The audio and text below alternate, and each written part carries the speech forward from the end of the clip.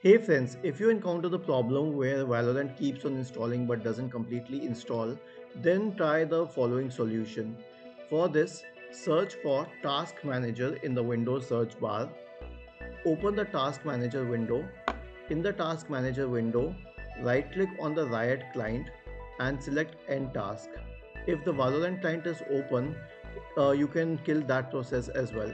After killing this process, right click on the Start button, select Shutdown or Sign Out, and then click on Restart to restart your computer.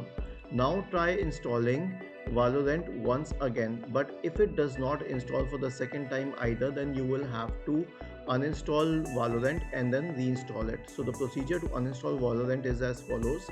Right click on the Start button, select Settings.